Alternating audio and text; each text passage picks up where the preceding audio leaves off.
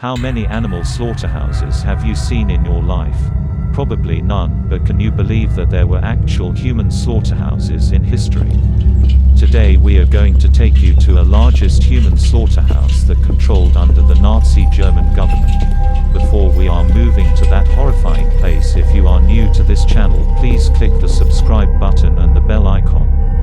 Let's go. If you were selected to go on a trip on the death train, that might be the last time that you were able to see the outside world. Because after going through that large metal gate, the experience that you are going to get is no one can even imagine. This concentration camp opened in 1940 in Poland after Hitler's invasion of Poland under the commands of the Heinrich Himmler. This place was originally made to keep Nazi political opposites and war captives, simply saying if anyone stands against Hitler's regime, he or she can get a chance to stay here for the rest of his life. Especially being a Jew was a big reason to Hitler to send someone to concentration camps like Auschwitz. Let's see what happened to the people who were selected as prisoners in Auschwitz. When someone noticed as a troublemaker or a Jewish by the Nazi secret police or Gestapo, then he would immediately capture by the German army and send him to the nearest prison. Then if they thought he should go to a concentration camp, especially to Auschwitz as we talk, he would then send to the railway station to get the train to Auschwitz camp. After getting to the station, all the prisoners are ordering to get onto the train. All the prisoners would get half a loaf of bread for each one and one basket of water for a cabin and one basket for other human needs of all the prisoners. After reaching to the Auschwitz, all the prisoner has to stand on a large ground and Nazi doctors come and divide them into groups. If the prisoners are in a good health and strong, then they are selecting one group. They have to work as laborers.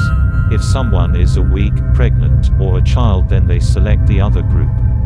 The persons who selected as laborers send straight to the barracks, while others send to a huge factory-type building with tall chimneys on it. Then from that group, there is another selection that is happening. If there are any twins and genetically or physically abnormal persons, they are selecting another group. That group is going to the labs for scientific experiments. Let's see what happened to that people went to the building. First, they would be instructed to remove all the clothes and go into the bathhouses to take a shower. But actually they are not sending to be clean. When all the prisoners get into the washrooms, one Nazi officer turns on a valve that is connected to a tank which contains very toxic gas such as the Zyklon B. Then when the prisoners open the showers, they are getting that toxic gas instead of water. It gives them a horrifying death with an insane pain. Then the hair was removed from the dead people and other remains were blown away through the chimneys. Before burning, if someone has a tattooed skin, then that skin would be removed and take it to the leather processing factory. Then that skin would be a high-quality horse saddle to a top-level Nazi military or government leader. Then let's turn into the other categories. Especially the people who were taken for experiments had to suffer a lot. Because they were a gold mine for the scientist. The main scientist was Dr. Joseph Mengele in Auschwitz. He was like a demon to the prisoners. They have done thousands of inhuman tests, pressure tests. This test performed in Nazi laboratories. This test was performed by a physicist to find out how much pressure the human body can manage. The results of this experiment helped them to build advanced military aircraft which can fly in high altitudes. In this test, they insert the victim to a chamber and change the oxygen supply and the pressure of that chamber, so the victims died horrifyingly. When the victim gets into higher pressure and lesser oxygen, then according to the stories he had scratched himself and his hair has plugged out by himself before dying. Experiments about twins. Hitler needed to make humans with a strong body and immune system. Actually they wanted to create a super German. But in that journey, thousands of innocent children sacrificed their lives in laboratories.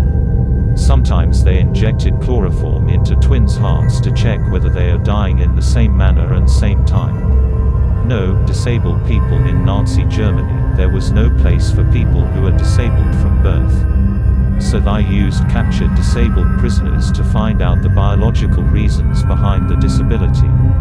Then ultimately they believed that they could make a physically strong German community without any disabilities. What has happened to those people who were chosen as labor? That life was a complete nightmare for anyone. They had to work all day on the outside, and in the night all of the prisoners were kept in small barracks where even no place to sleep. Malnutrition and various diseases killed thousands. The people from the early 20s looked like late 70s in those camps. They didn't have anything to get warm in the cold climate of Poland. Not enough foods and water. The prisoners who were trying to escape had to face the machine guns of the German army and their dogs. They were 24 hours patrolled around the prisoner barracks. Other than the bullets, there were huge fences that were electrocuted, so escaping from Auschwitz was a dream to the prisoners. Anyone who entered from the huge main gates of Auschwitz can see an inscription that says Arbeit macht frei, or work makes you free. But there was no one who got freedom by working. The only thing they got was a slow and painful death. Auschwitz was a huge facility that could contain up to 90,000 prisoners. When Hitler's forces withdrawing from the battlefield, the Auschwitz commanders also had to take their prisoners away from the camp. So they had to march day and night through Poland's cold climate. The prisoners who falling behind has to face the Nazi bullets. This journey was called a death march because from 60,000 prisoners very few could complete this 30 miles journey.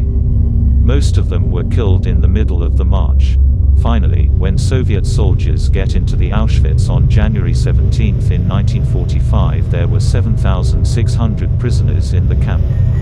But there were thousands of pair of shoes and clothes which, saying how much, have released their last breath to air in that camp. That dark scar can be seen in today's world too. The Second World War brought thousands of unpleasant memories to human history. There were so many incidents that people forgot that they are humans, in the name of power. The last wish of every one of us should be the peace, and we could never happen to tell those kinds of stories in the future. Please support us by subscribing to this channel. Thank you for watching.